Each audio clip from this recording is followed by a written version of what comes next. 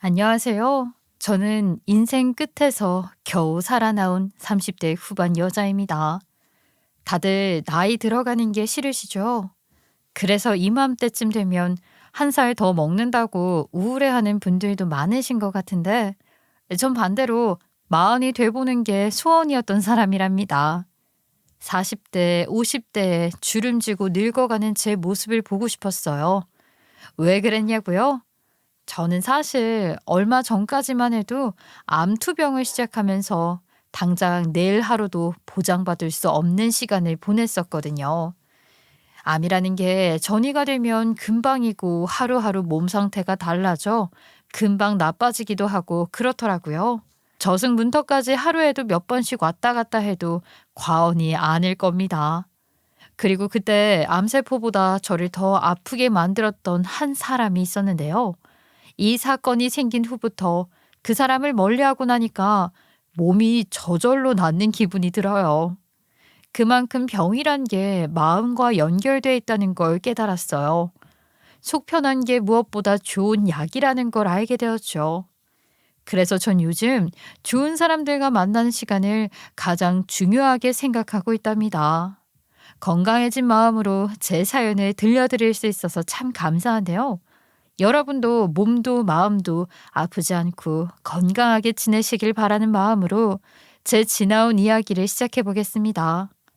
저는 20대 때 친구 소개로 친한 오빠였던 남편을 소개받아서 사귀게 되었는데요.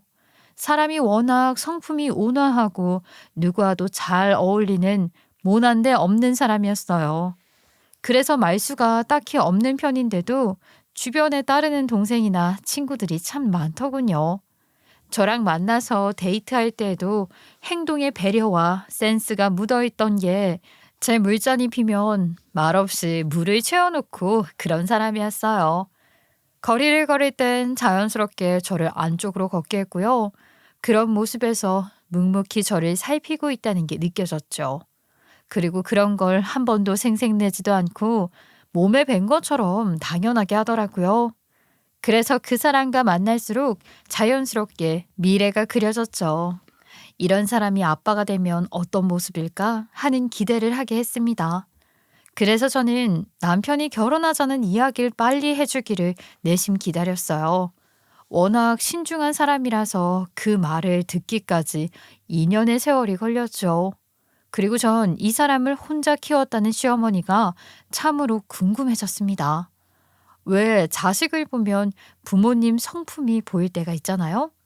집에서부터 시부모님이 참 잘 가르쳤겠구나 싶었어요. 그런데 시어머니에게 처음 인사 간 날부터 온 동네가 시끄럽게 싸우고 있는 모습을 마주하고 말았습니다. 언뜻 봐도 시어머니의 잘못으로 동네 아주머니들이 공격을 퍼붓는 모습이었어요. 아니, 번번이 이게 무슨 짓이에요? 내가 회비 내라고 몇 번을 말했어요. 우리는 뭐 돈이 땅에서 나오는 줄 알아요. 그래도 동네에서 오며 가며 보는 사이인데 왜 이렇게 얼굴 붉힐 일을 만드세요? 정 돈이 아까우면 안 나오면 되잖아요. 나도 참다 참다 말하는 거예요.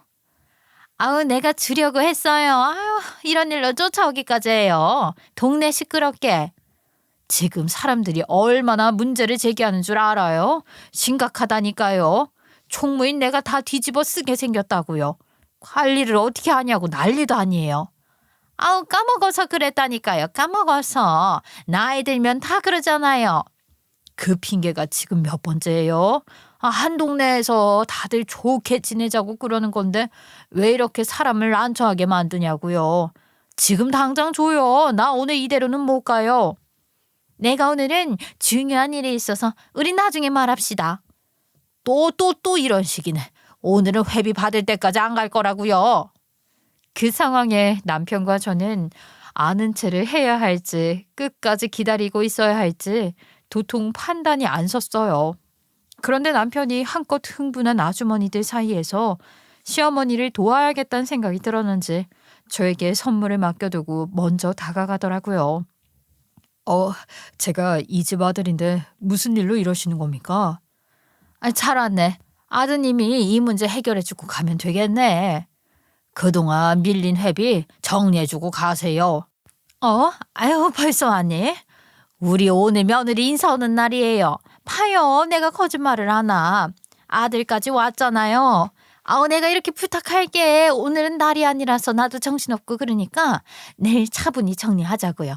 내가 내일 눈 뜨자마자 내려갈게요. 부끄러운 줄 아세요? 며느리까지 보는 분이 내일까지 밀린 거 다 내세요. 그리고 저는 눈치를 살피다가 조금 더 천천히 시댁으로 들어갔습니다. 아무래도 어머니가 이 모습을 제가 보고 있었다고 생각하면 더 무안하게 느낄 것 같아서 배려한 거죠. 그런데 시어머니는 그런 일쯤은 아무것도 아니라는 듯이 아주머니들이 가고 나서 신이 나서 말을 하는 겁니다. 아유, 시끄러워서 놀랐지.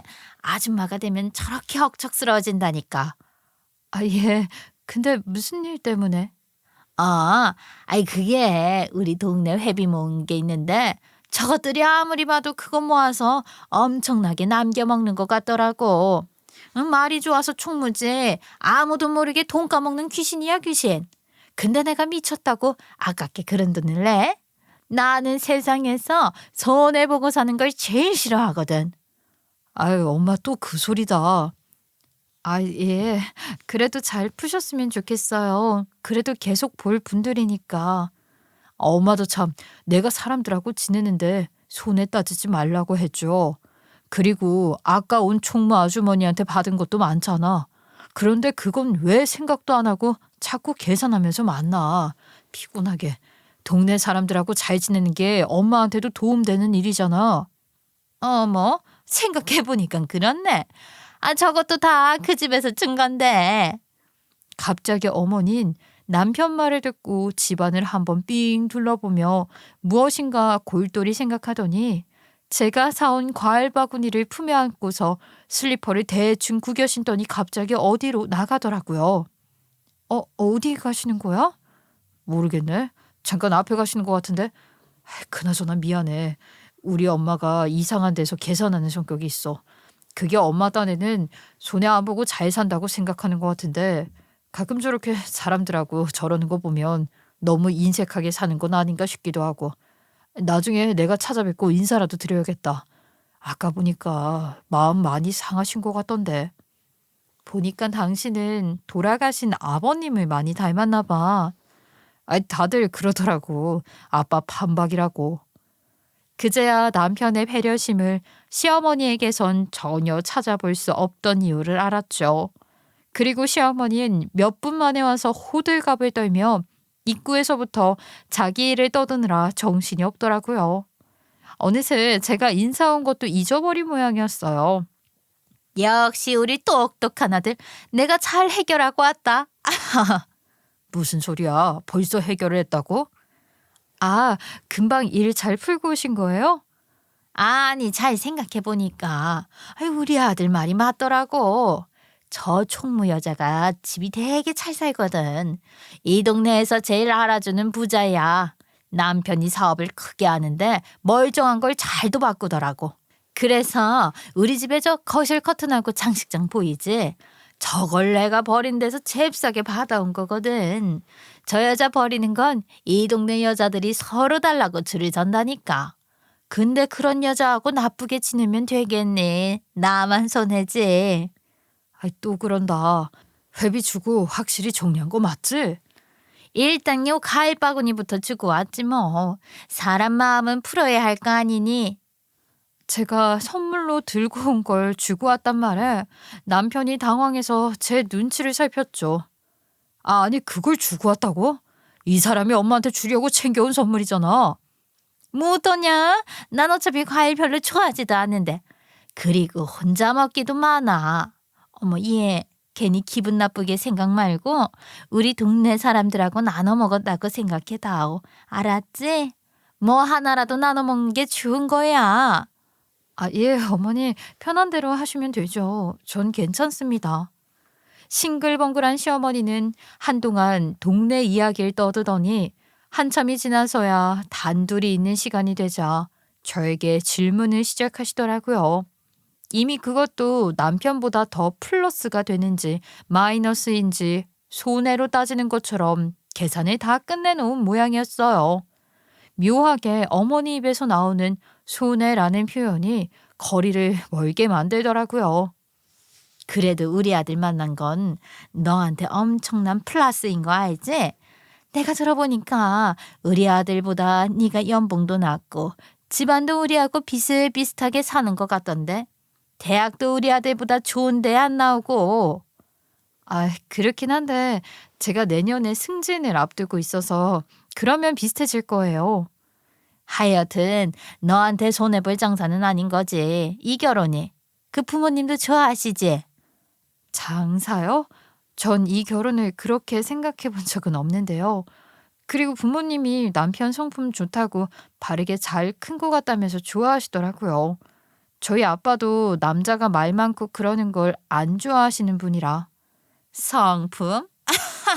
요새도 그런 말을 쓰는 사람이 있냐? 네?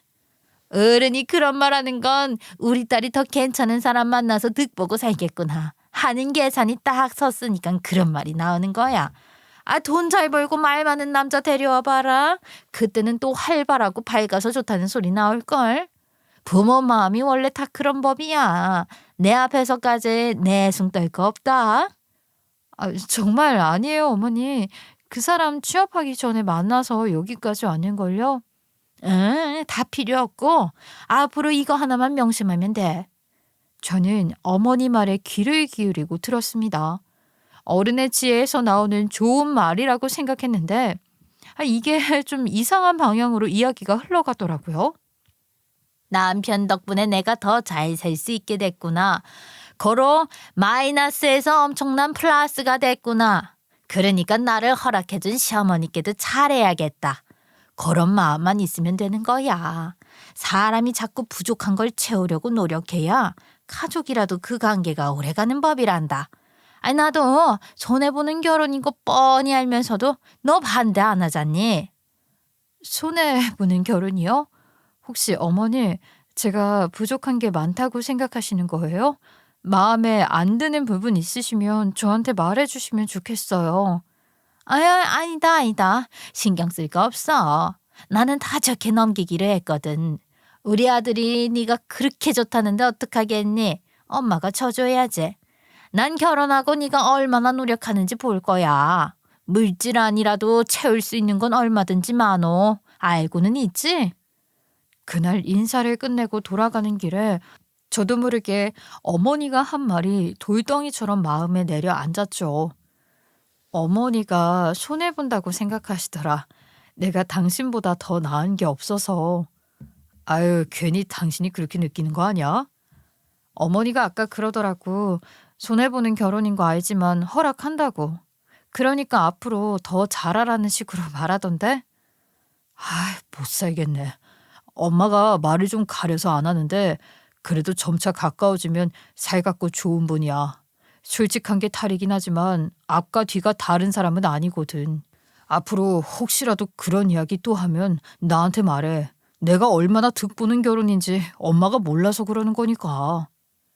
남편은 애써 절 달랬지만 첫인상부터 저는 어머니와 잘 지낸 게 어렵겠다는 생각이 들었죠. 그날 처음 만난 자리에서 너무 많은 걸 봐서인지 당황스럽기는 했지만 그래도 쉴 새 없이 자기 말만 하면서 떠드는 시어머니 이야기를 가만히 듣고 있다 보면 어느새 헤어질 시간이 되더라고요. 그래도 좋게 보면 밝은 것도 어머니 성격이라고 생각하고 받아들이려고 했습니다. 그리고 결혼하고 난 후로도 시어머니와 만났다 하면 전 그 지겨운 계산법에 시달려야만 했어요. 너 친정 식구들하고 같이 여행 갔다 왔다면서? 얼마나 들었니? 다 해서? 네? 그거 형부하고 언니가 다 준비한 거라서요. 저는 잘 몰라요. 괜히 숨기지 말고 말해보라니까. 괜찮아. 정말 제가 준비한 게 아니라서요. 저도 이번엔 따라가기만 했어요. 아니, 아무리 그렇다고 한 푼도 안 내고 따라갈 수가 있어? 사진 보니까 그런 펜션은 하루에 100만 원도 막 넘고 그런다면서. 내가 친구들한테 보여주니까 이거 비싼 데라고 하더라. 저도 자세한 금액까지는 잘 모르겠네요. 어머니 거기 가보고 싶으시면 저하고 그이랑 나중에 같이 한번 가요. 언제? 전부 네가 타내는 걸로 하고 가는 거야?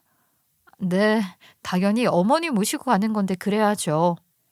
그리고 어머니는 제가 혹여나 친정에 따로 무언가 해준 게 있는지를 늘 주시하며 살았습니다. 어머니 계산법에 그건 너무 큰 마이너스니까요. 그래서 그걸 파악하기 위해 연락도 없이 친정집에 갑자기 들르는 때가 한 번씩 있었습니다. 그때마다 속이 다 보이는 행동에 질리더라고요. 오늘 사부인 다녀가셨다. 갑자기 이 근처에 볼 일이 있다고 그러면서 들어와서 또 순찰 한 바퀴 돌고 가더구나. 아이, 볼수록 정말 대단한 사람이야, 참. 뭐? 연락도 없이 온 거야? 연락하고 온 적이 있니? 항상 불쑥 오지. 3개월 전에 왔으면서 달라진 것 없는지 보겠다고 집 구경한다면서 그 한방까지 샅샅이 보는데, 아휴, 이번에 네가 좋은 코트라도 하나 해줬을까? 그게 걱정이었는지 장롱까지 싹 다 열어보더라니까. 아, 내가 눈치 보여서 엄마한테 선물을 한 번을 따로 한 적이 없어. 어쩌겠니? 그렇게 따지는 사람한테 양보할 수밖에. 괜히 엄마 신경 쓰지 말고 시어머니한테 하나라도 더 해드려. 그래야 사돈도 이런 의심을 덜 하지 않을까? 내가 욕심 많다고 해도 또 이런 사람은 살다 살다 처음 보네. 내가 그런 적이나 있으면 억울하지도 않지. 아니, 나는 항상 공평하게 해드렸단 말이야. 그런데도 이렇게까지 집착하는 이유를 정말 모르겠어. 그리고 어머니는 어김없이 친정집에 다녀온 그날 저녁에 제게 전화해서 꼬치꼬치 궁금했던 걸 묻기 시작하더군요. 꼭 친정집에서 틀린 그림 찾기라도 하다 온 줄 알았네요. 예, 내가 우연히 일이 생겨서 네 친정집에 갔다가 차 한잔 얻어 마시고 왔는데 원래 식탁이 대리석으로 된 거였나? 아, 그게 참 고급지고 좋아 보이던데. 분명히 내 기억에는 원목으로 된 낡은 게 있었던 것 같은데. 혹시 새로 산 거야? 그리고 냉장고도 한 대 더 드린 거 맞지? 그거 다 부모님 돈으로 사신 거예요, 어머니. 제가 보태드린 거 없고요. 그래? 그럼 갑자기 가구까지 바꾸고 무슨 돈이 나서? 저도 그날은 도저히 어머니 행동이 이해가 가질 않아 불편한 내색을 했습니다. 제가 그것까지 다 말씀드려야 하나요? 어머니가 그때 보신 것처럼 식탁 오래 쓰다 보니까 너무 낡아서 하나 새로 바꾸셨대요. 그리고 냉장고는 형부가 사줬고요. 이제 됐나요? 예, 나는 그냥 궁금해서 물어본 거야. 내가 인테리어에 관심이 많잖니. 그리고 어머니, 번번이 친정 가서 이렇게 집 둘러보고 와서 확인하시는 거 불편합니다. 제가 절대 친정이랑 시댁 구별해서 더 챙겨주고 따로 뭐 해드린 적도 없고요. 어머니 손해보는 거 싫어하시니까 저도 존중해서 늘 똑같이 하고 있어요. 그건 좀 알아주셨으면 해요. 얘가 참 눈에 보이는 걸 궁금한데 어떡하냐 그럼. 나도 조만간 식탁 하나 바꾸고 싶었는데 아이 그게 좋아 보여서 물어보려고 한 거야. 너는 사람을 왜 이상하게 만들어? 네, 제 오해였으면 좋겠네요. 그리고 이제 그런 의심 안 하셨으면 좋겠어요. 친정집 갑자기 찾아가는 것도 조심해 주시고요. 어머, 그건 정말 우연이었대도. 시어머니는 끝까지 궁시렁대면서 마지못해 핑계를 대면서 전화를 끊더군요. 그래도 한 번은 말하고 넘어가야 할 일이라고 생각했어요. 제가 아는 어머니는 대충 둘러서 표현하면 알아들어도 모르는 척 할 때가 있었거든요.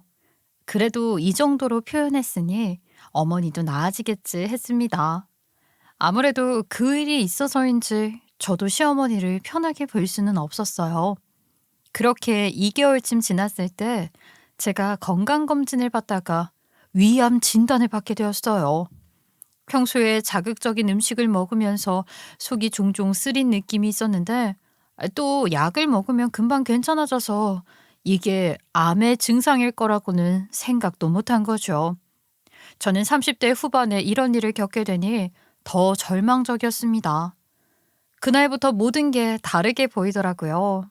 평소엔 무심코 흘려보내던 것들이 과연 내일이 있기나 할까? 하는 생각이 들었죠. 그래도 남편은 여기저기 시소문해가면서 의사 선생님을 알아보더니 예약이 1년 이상 잡혀 있다는 유명한 선생님께 예약을 잡아왔더라고요. 아직 많이 진행된 게 아니라서 빨리 알았으니 치료만 시작하면 완치될 수 있을 거라고 제 손을 꼭 잡아줬습니다. 두렵던 마음이 그래도 남편의 위로로 조금은 가라앉더군요. 그리고 저는 수술을 받기 위해 휴직까지 감행하게 되었어요. 제일 안타까웠던 건 그때가 승진을 딱 한 달 앞두고 있던 시점이었던 건데요. 어머니 앞에서 이제 더 이상 남편에 비해 제 연봉이 마이너스가 아닌 걸 당당히 보여주고 싶었는데 그걸 눈앞에서 놓친 게 너무 속상했어요. 그런데 이 소식을 들은 시어머니는 며칠이 지나도 병원에 한 번을 찾아오지 않고 전화 한 통 저에게 안 하는 겁니다. 그러다가 남편이 복도에서 전화 받는 걸 들었는데 평소답지 않게 답답해하며 짜증 섞인 목소리로 말하는 게 들렸죠. 그건 어머니와 말할 때만 나오던 남편의 목소리였어요.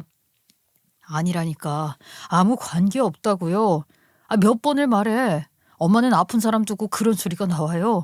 곧 모레가 수술인데 엄마가 한번 와서 잘 받으라고 말은 해줘야지. 어떻게 사람이 그래?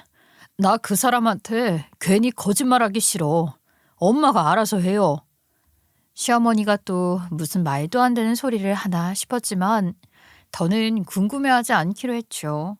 솔직히 저도 눈앞에 제 목숨이 걸린 일을 앞두고 있는 이런 막중한 상황에 그런 것까지 신경 쓸 여력이 없더군요. 그리고 수술이 끝난 뒤 저는 극심한 통증을 겪으며 며칠 회복실에서 보냈습니다. 작은 종양으로 보이던 수술을 절제하고 나니 위 크기도 많이 줄어서 앞으로는 먹는 양도 달라지고 맵고 짠 음식은 평생 먹지 못한다고 식습관도 철저하게 관리해야 할 거라고 하더군요. 그렇게 병실로 옮긴 뒤 친정엄마를 모시고 오겠다는 남편을 기다리고 있는데 그 사이에 시어머니가 절 찾아왔더라고요. 그런데 어머니 얼굴을 보니 제가 걱정돼서 온 사람 같지 않았습니다. 분명 하고 싶은 말이 있어 여기까지 온 것 같았죠. 그래, 수술 잘 끝냈지? 의사 말이 빨리 회복했다던데 젊으니까 다르긴 다르네. 예, 그래도 아직 통증이 조금 심하긴 해요.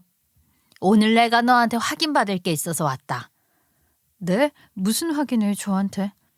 너 설마 이 몸으로 애 가질 생각하는 건 아니지? 아무리 병원에서는 시간 지나면 괜찮다고 해도 절대 애는 갖지 말아라. 이게 가족력이 아무리 없다고 해도 한 대를 건너서 나오기도 하는 법이니까. 그리고 엄마가 암까지 걸린 몸으로 애를 가지면 걔가 건강하다는 보장이 없잖아. 저도 완치되고 나면 그때 가서 생각해 보려고요. 아직은 잘 모르겠어요. 아니다. 완치고 말고 한 번 암 걸린 몸은 안 돼. 이미 망가졌다고 봐야지. 고생을 하더라도 너 하나에서 끝내야지. 그게 대물림 된다고 생각하면 아이고 생각만 해도 그거 너무 끔찍한 일 아니냐. 뭐라고요? 어머니, 이제 수술한 사람한테 그 이야기 하러 오신 거예요? 왜? 너는 내가 무슨 말만 하면 실수한 사람처럼 몰아가더라. 내 말이 어때서 있는 사실을 이야기한 것뿐인데. 그리고 우리 친척 중에서 여태 암 환자는 한 명도 없었다. 내가 처음 봐 너를. 이만 나가주세요. 부탁이에요. 시어머니 눈엔 이미 제가 종양 덩어리로 보이는지 안 그래도 저도 그 문제로 소가리를 하던 참이었는데 여기까지 쫓아와서 한다는 소리가 애 갖지 말라고 딱 잘라 말하는 게 너무나 서러웠습니다. 그래서 어머니로부터 등을 돌려서 누웠죠. 그런데도 어머니는 끝까지 물러날 생각이 없어 보이더군요. 예. 나도 오래 생각하고 온 거라니까. 너 생각해서 하는 말이지. 저 오늘 어머니하고 이렇게 말할 기운 없어요. 그러자 갑자기 어머니는 언성을 높이며 쏘아붙이기 시작했어요. 이것이 등 돌리고 걱정돼서 찾아온 사람 이렇게 무시하는 거니? 아니, 어떤 시어머니가 며느리 생각해서 애 낳지 말으라는 소리를 먼저 하겠어. 누가 그런 걸 다 허락한다니? 넌 TV도 안 봤어? 보면 애 빨리 낳으라고 한약 쪄다가 먹이고 스트레스 주는 시어머니 이야긴 듣지도 못했냐고. 그거에 비하면 난 천사지. 어머니, 그 문제는 제가 나중에 남편하고 상의해서 결정할 겁니다. 어머니만 걱정하시는 문제도 아니고요. 너 내 아들하고 살잖아. 그러니까 나도 참겨낼 수 있는 문제 아니냐? 애를 너 혼자 낳아? 제 말은 아직 어떻게 될지도 모르는데 벌써 정할 수 없는 문제라니까요. 예, 그냥 둘이 재미나게 살아도 된다고. 나는 손주 바라고 그런 꽉 막힌 시엠이 아니라니까. 웬만한 사람은 이런 결정 못 내려. 나나되니까 이러지. 그냥 안 낳겠다고 사는 게 너도 편해. 암은 평생 관리하는 거거든.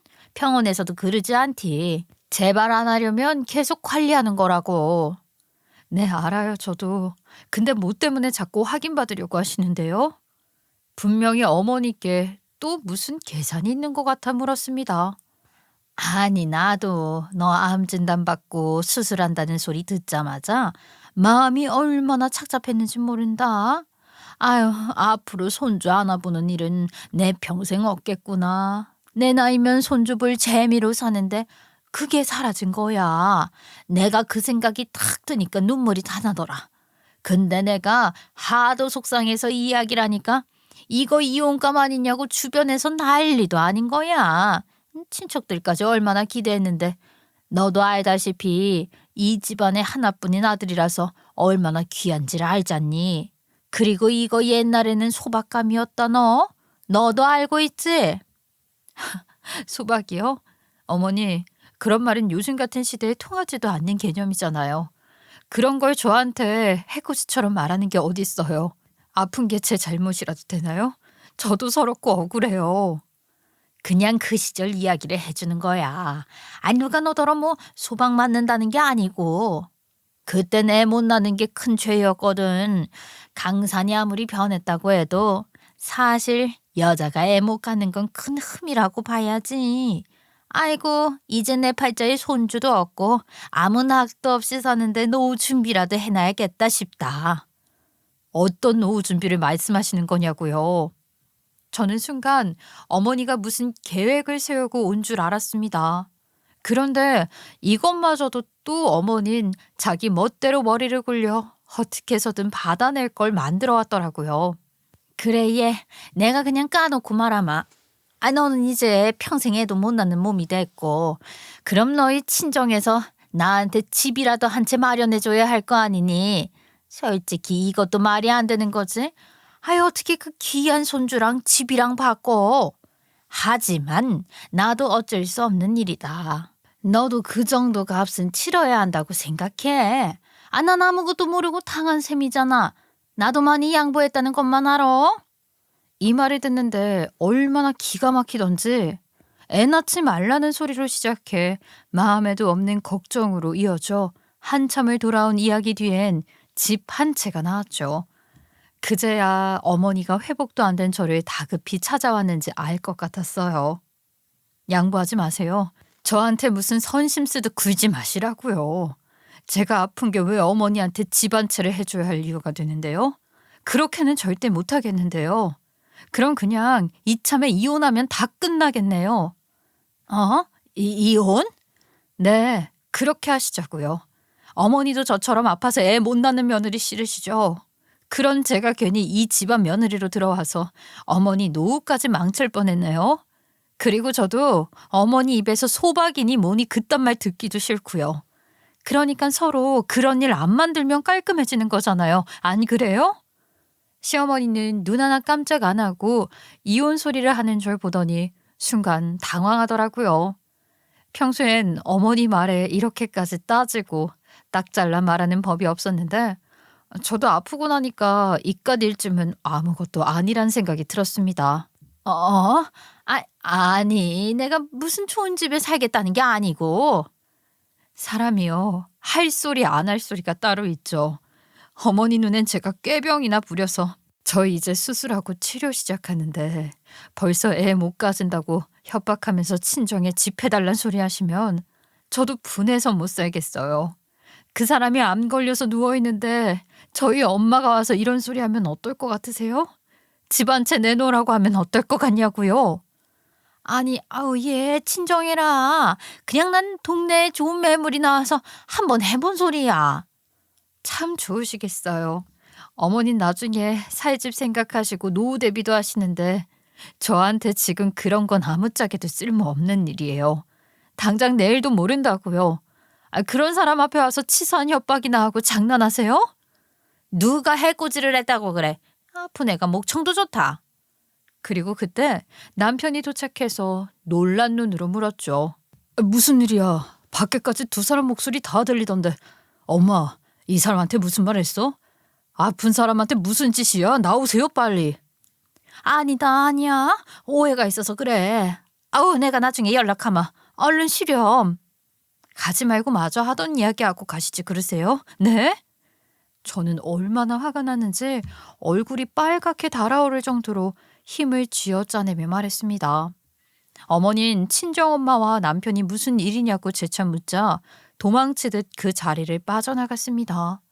전 그날부터 어머니가 사람으로 안 보이더라고요. 그래서 저는 남편에게도 아주 단호하게 했어요. 나 치료받는 동안 어머니 병원에 못 오게 해. 2번 말 안 해? 대체 무슨 일이 있었는데 그래? 똑같은 사람 되기 싫어서 참은 거야. 당신이 어머니한테 가서 직접 물어봐. 난 그런 이야기 우리 엄마 듣는 데서 내 입에 담기도 싫으니까. 그리고 어머니 만약에 병원 근처라도 오면 그땐 당신도 안 볼 거야. 나한테 지금 제일 해로운 게 어머니야. 난 분명히 말했어. 알았어. 알았으니까 제발 쉬어. 세상에 제가 감기로 여기 와 있는 것도 아니고 암 때문에 입원한 며느리에게 그런 말이 어떻게 나올 수 있는지 어머니가 떠나고 난 뒤에도 새벽마다 베개에 눈물을 흘리면서 서러운 마음이 지워지지 않았어요. 독한 약보다 그 말이 저에겐 더 오래 가는 것 같더라고요. 그리고 남편은 절 대신에 어머니와 한판 대차게 싸우고 왔더군요. 그렇게 한바탕 휩쓸고 난 폭풍이 지나고 시어머니 생일이 다가올 무렵 저는 항암 치료를 시작하느라 몸 상태가 더 바닥을 치는 것 같았습니다. 그래도 아침을 맞이하고 몸은 고통스럽더라도 치료해 볼 수 있는 것이 엄청난 기회라는 걸 다른 환자들을 보며 알았습니다. 그래서 이 시간을 감사히 생각하기로 했죠. 그리고 시어머니 생일을 며칠 앞두고 있던 저녁, 남편이 저에게 조심스럽게 어머니 이야기를 꺼냈습니다. 엄마가 요새 환자식 배우고 그러는 모양이더라고. 당신한테 직접 해주고 싶다고. 나도 그날 한판 하고 온 뒤로 연락 한 번을 안 했다가 얼마 전에 생신 돌아와서 뭐 필요한 거 없냐고 어제 처음으로 연락했어. 그랬더니 뭘 하셔? 눈치 보더라고. 자기가 한 말 생각 없이 했다는 걸 알았겠지. 나도 그날 너무 화가 나서 무슨 말을 했는지 생각도 안 나. 결혼하고 나서도 어머니 그런 식으로 계산하는 거 너무 힘들었어. 솔직히 나 우리 엄마한테 따로 선물 하나 못 해줬어. 자칫하다가 어머니 알게 돼서 손해니 뭐 그런 소리 듣는 게 싫어서. 근데 태어나지도 않은 애까지 빌미로 잡아와서 집을 들이밀 수가 있냐고. 아이 어떻게 그래. 남편은 본인이 고개를 푹 숙이며 괜한 손만 만지작댔습니다. 당신 마음 이해해. 나도 할 말이 없다. 우리 엄마지만 참 그날이 다른 날도 아니고 첫 수술 끝난 때였는데. 그래 통증도 안 가시는데 제발 가달라고 해도 할 말 다 하고 가시더라. 그래도 생신날은 당신이 뭐라도 준비해서 가. 당신이라도 편히 다녀와. 여긴 엄마한테 부탁하면 되니까. 응? 괜히 내 눈치 보지 말고. 그래도 그런 날 아무것도 안 해드리면 어머니 성격에 엄청 서운해하실 거야. 그 평생 간다. 그리고 하나뿐인 아들이잖아. 엄마가 나 말고 이번에는 당신 얼굴 한번 보고 싶다고 하던데. 나를? 그날 일 엄마도 많이 반성한 것 같아. 이렇게 지내보니 본인도 힘들었을 거야. 생각도 많이 하고. 당신한테 미역국 한 그릇 얻어먹었으면 좋겠다고. 다른 선물 다 필요 없다고 하던데. 나도 우리 엄마 이러는 걸 처음 봐서.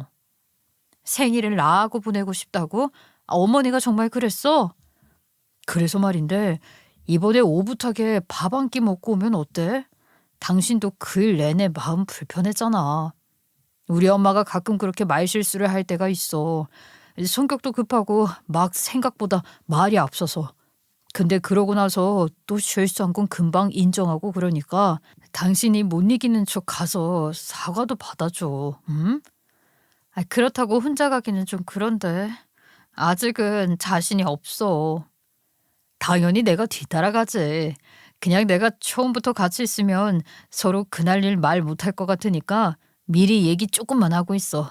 내가 케이크 준비해서 30분 정도 뒤에 갈 테니까.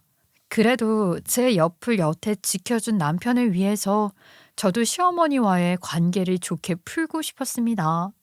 그 당시엔 말실수를 크게 저질렀다고 생각하고 한 번은 저도 눈 감아주려 한 것이죠. 그래서 어머니 생신날에 맞춰서 시댁에 가던 날 불안했던 제 걱정은 현실이 됐습니다. 제가 오기를 기다리고 있던 시어머니는 남편에게 전해들은 말과는 달리 그날 일을 안갚음해주고 싶단 뾰로통한 얼굴로 있더군요. 왔니? 대단한 며느리 오시기만을 아주 목 빠지게 기다렸다. 어머니, 저 오늘 어머니하고 좋게 풀러온 거예요. 그냥 갈까요? 가긴 어딜 가. 설마 아프다고 시애미 생일에 아무것도 안 해줄 건 아니지? 남의 집은 생일날 고소한 전 냄새도 나고 시끌벅적한데 이게 무슨 초상집도 아니고 아우 내가 난 부끄러워 죽겠다. 생일이라고 어디 말도 못했어. 시어머닌 갑자기 비닐에서 미역부터 시작해 당면, 고기, 온갖 재료들을 툭툭 꺼내서 올려놓더니 턱으로 그걸 가리키더군요. 전 정말 인내심의 한계를 느꼈지만 꾹 참았습니다. 너도 기본이라는 건 해야지 안 그러냐? 나한테 그렇게 바른 소리 해가면서 말 한마디도 안 지고 다 하면서 너는 며느리로서 할 일을 안 해? 재료도 네가 준비해서 와야지 내가 사두는 게 말이 되니? 이건 뭐 엎드려 철받기도 아니고. 뭐가 그렇게 드시고 싶으신데요? 해드릴게요. 먹고 싶은 거야 넘치게 많지. 우리 며느리가 해줄 생각이 전혀 없어서 그게 문제지. 일단 제일 기본인 미역국부터 해. 그건 오래 끓일수록 맛있으니까. 너 잡채 같은 건 할 줄이나 아니? 참나. 아무리 그래도 생일 며칠 전엔 뭐 먹고 싶냐고 연락은 한 번 올 줄 알았다. 어떻게 끝까지 내가 연락하기 전까지 말이 없어. 다른 날도 아니고 말이다. 참나. 내가 우리 아들까지 뺏기고 며느리 무서워 어디 살겠어. 미역국이랑 잡채할게요. 그럼 됐죠? 저는 어머니 말을 애써 무시하면서 음식을 만드는 데만 집중했습니다. 그런데 그 나불대는 입이 서서히 발동이 걸리는 것 같더군요. 귀를 틀어막고 싶은 심정이었어요. 그렇게 한참 묵묵하게 음식만 만들며 집중하면서 남편이 올 시간만 기다리고 있는데 갑자기 어머니가 화장실에서 남편이 쓰던 전기 면도기 하나를 꺼내서 이리저리 만지작 대더니 윙 소리를 내보는 겁니다. 너 근데 머리가 아직도 많이 빠지냐? 그 전에 볼 땐 그 정도는 아니었는데. 얼마 전에 항암치를 시작해서 그래요. 지금은 그래도 덜 빠지는 거예요. 지금도 빠진다는 거야 그럼? 야 그대로 손 놔 딱 놔. 일단 아무것도 건들지 말고 그대로 있어. 그대로. 음식이 안 되겠다. 왜요?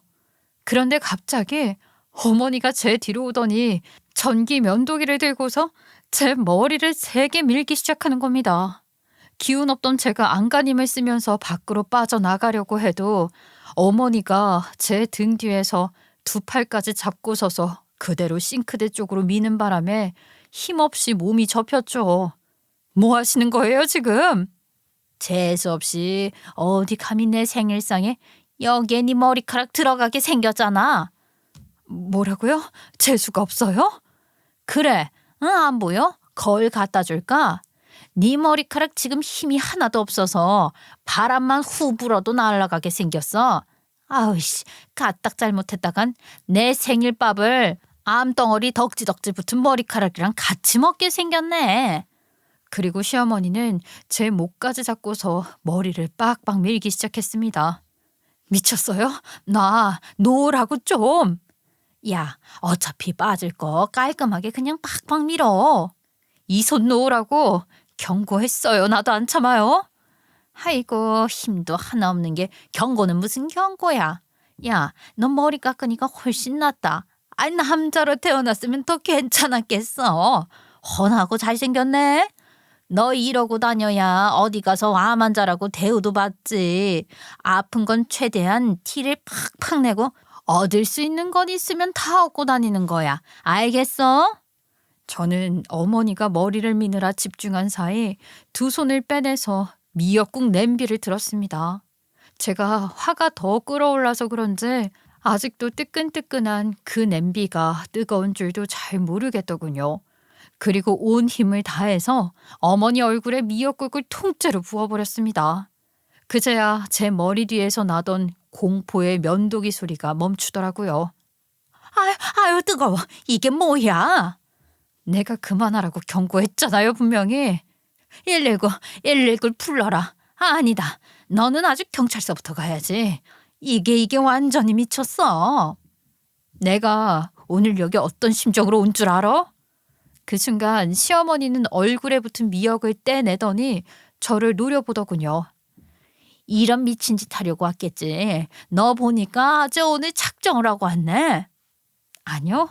어머니 생일이니까 진심으로 좋게 풀려고 온 건데 인간도 아닌 당신한테 내가 기대를 너무 많이 한 것 같다는 생각이 드네요. 사람 먹는 접시에 뭐하러 상까지 차려서 이렇게 부어버리면 그만일걸? 내 머리통 잡고 이런 몰상식한 짓을 하니까 나도 똑같이 해준 것뿐이에요. 끓는 기름에 튀겨버리고 싶은 걸 잊지만 줄 아세요. 이게 네 본성이지. 그래, 이제야 진짜 얼굴이 나오네. 너 내가 일 아프다고 봐주고 넘어갈 것 같아. 경찰 불러서 너 치료고 뭐가 아무것도 못 받고 깜빵에서 썩게 할 거야. 어디 신고해봐요. 당신이 한 짓부터 내가 다 말해줄 거니까. 그리고 바닥을 기면서 미역국을 뚝뚝 흘린 채 전화기를 찾으러 가던 어머닌 들어오던 남편과 정면으로 마주쳤습니다. 남편은 너무 놀라서 일단 저를 찾더니 부들부들 떨고 있던 저와 자기 엄마를 번갈아 보기 시작했죠. 이게 다 무슨 일이야 대체? 당신 괜찮아? 정신 나간 놈. 네 엄마는 안 보이냐? 내 꼴을 보라고. 당신 머리가 왜 그래? 근데 반성을 해? 참나. 그 말을 믿은 내가 등신이지. 나 여기 들어오자마자 당신 어머니가 생일상 거하게 받고 싶다면서 이 재료들부터 던져주더니 본인 드실 상에 암 환자 머리카락 들어갈 게 재수없다면서 이렇게 빡빡 다 밀어주시더라고. 나 오늘부로 죽을 때까지 엄마 얼굴 안 보고 살 거예요. 이게 뭐예요? 야, 나도 그래. 너 누구 편을 드는 거야 지금? 저게 지금 나한테 무슨 짓을 한 줄 알고 그러니? 금방 내 얼굴에다가 팔팔 끓는 미역국을 부었다니까. 나 온몸이 지금 빨갛잖아. 이거 화상 입어서 잘못되면 어쩌려고. 화상으로는 안 죽어요. 뭐? 이 자식이 뭐라 그러는 거야? 얼떨떨한 채 되묻는 시어머니를 보고도 남편은 그쪽은 쳐다도 안 보고 그저 제 앞에서 절 걱정하는 표정으로 서 있더라고요. 저는 반쯤 넋이 나가서 허공을 보고 힘없이 기대했었죠. 다시 말해줘요. 그깟 일로 안 죽는다고. 너 어떻게 이 엄마한테 그런 말을 할 수가 있어? 네가 자꾸 아픈 애 옆에서 그렇게 떠받들어 주니까 제가 끝을 모르고 나한테 기어오르는 거잖아. 엄마가 이 사람 옆에서 항암 치료 받는 거 한 번이라도 본 적 있어요? 예? 그게 얼마나 고통스러운 일인지 알기나 하냐고. 내가 대신 아파주고 싶어도 못하는 기분을 옆에서 같이 보고 있는데 아냐고. 그런 사람 불러다 지금 무슨 짓을 한 건지 모르겠어요. 난 그래도 엄마가 말실수는 하고 이런저런 문제는 많아도 이 정도일 줄은 몰랐어. 그리고 외투를 저에게 입혀서 조심스럽게 저를 데리고 나가는 길에 이 말까지 하더군요. 당신이 내 엄마인 것 자체가 내 인생의 수치야. 그리고 오늘부로 내 명의로 된 건 내 몫으로 싹 다 갖고 올 거예요. 아빠가 남겨주고 간 재산이랑 내 것까지 엄마가 함부로 쓰고 있었잖아. 그것도 이제 정리할 거니까 그런 줄 알아요. 자, 잠깐만. 우리 틀 문제를 이렇게 나오면 안 되지. 넌 중립을 지켜야 하는 거 아니니? 그리고 우리 오늘 서로 흥분해서 하나씩 실수를 한 것 같은데 이건 나중에 만나서 다시 풀고. 누가 풀어요, 풀기는? 앞으로 2번 다시 당신 볼 일 없을 겁니다. 가자. 더 말할 필요도 없어. 이렇게 간다고? 둘 다다? 예, 잠깐만. 그래도 오늘 내 생일이잖니. 전 붙잡으러 나온 다급한 시어머니를 구경하듯 보고 아무 대답도 해주지 않았습니다. 생일이고 나발이고 어떤 날이라도 그 여자와 1분 1초도 한 공간에 있고 싶지 않더군요. 그리고 남편은 그 즉시 집으로 와서 끝내 어머니를 용서하지 않고 인연을 과감히 잘라내 버렸습니다. 예고했던 대로 아버지가 남겨놓은 재산도 찾아오기 위해 준비를 했고요. 평생 보고 살 만한 작은 건덕지 하나도 안 남기려고 노력하는 게 보였죠. 그리고 이런 일은 쉽게 대처도 할 수 없던 어머닌 나중에 태도를 싹 바꾸고 와서 제 병수발이라도 들겠다면서 사정사정을 했습니다. 그런데 이제 그 모습도 불쌍해 보이거나 마음이 약해지는 게 아니라 더 가증스러운 위선으로만 보이더라고요. 간호사 선생님, 경비 아저씨 좀 불러주세요. 이 사람 내쫓아 주실래요? 미안하다. 내가 그동안 너한테 못할 말도 너무 많이 하고 실수를 한 게 너무 많았다는 거 안다. 그래도 너한테는 하나뿐인 아들이고 며느리인데 이렇게 서로 원수처럼 살면 안 되잖니. 내가 이제부터 너 회복하는 것만 신경 쓸게. 정말 아무것도 바라는 거 없다. 옆에만 있게 해다오. 그럼 너무 손해지 않나요? 어머니 제일 싫어하는 손해. 그리고 전 어머니가 옆에 있으면 절대 좋아지지 않을 것 같아요. 정말 제 회복을 바란다면 가주실래요, 좀? 그리고 이것도 나중에 어머니가 어떻게 계산해 올지 겁이 나네요. 그냥 하던 대로 손에 따져가면서 사세요. 그렇게 어머니를 보내고 저는 한적한 병원으로 옮겨서 치료를 이어받았습니다. 남편도 제가 불안하지 않은 환경에서 지내는 게 좋겠다며 적극적으로 도와주더라고요. 그렇게 시어머니를 완벽히 끊어낸 뒤 비로소 편안하게 지낼 수 있었어요. 그리고 1달 전에 그토록 듣고 싶던 완치 판정을 받았답니다. 지금 돌아보면 죽음의 문턱까지 가서 얻은 건 평생 제가 옆에 둬야 할 사람과 끊어내야 할 사람이었던 것 같아요. 이만하면 그동안 겪었던 고통과 견줄 정도로 정말 많은 걸 얻고 온 셈이죠. 여러분도 부디 마음의 병을 키우는 분은 곁에 두지 말고 지내셨으면 좋겠어요. 그게 무엇보다 건강하고 행복하게 살 수 있는 방법이니까요.